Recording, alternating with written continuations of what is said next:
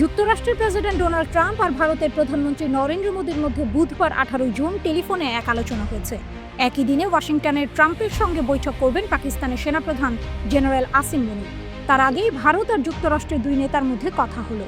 ভারতের পররাষ্ট্র সচিব বিক্রম মিস্ত্রি এক বিবৃতি দিয়ে জানিয়েছেন, ট্রাম্প ও মোদি তাদের আলোচনার সময়ে ইরান ইসরায়েল চলমান সংঘর্ষ এবং রাশিয়া ইউক্রেন যুদ্ধ নিয়ে কথা বলেছেন।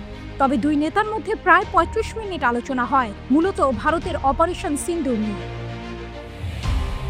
বিবৃতিতে ভারতের পররাষ্ট্র সচিব বলেন, পেহেলগামে 22 এপ্রিল সন্ত্রাসী হামলার পরে সমবেদনা জানাতে প্রধানমন্ত্রীকে ফোন করেছিলেন প্রেসিডেন্ট ট্রাম্প। সেদিন তিনি সন্ত্রাসবাদের বিরুদ্ধে তার সমর্থনের কথাও জানিয়েছিলেন। তারপরে দুই নেতার মধ্যে এই প্রথম কথা হলো।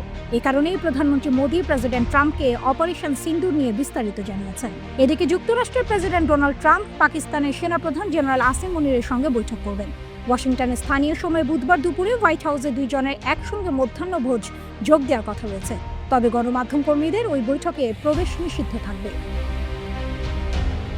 গত 14 জুন থেকে জেনারেল মুনির যুক্তরাষ্ট্র সফর করছেন। ট্রাম্পের সঙ্গে তার এই বৈঠকটি পূর্ব নির্ধারিত ছিল, কিন্তু ইরান ও ইসরায়েলের মধ্যে ক্রমবর্ধমান সংঘাত এই অঞ্চলের অন্যান্য স্থানে ছড়িয়ে পড়ার আশঙ্কার মধ্যেই বৈঠকটি হতে যাচ্ছে, ফলে এটি গুরুত্বপূর্ণ হয়ে উঠেছে।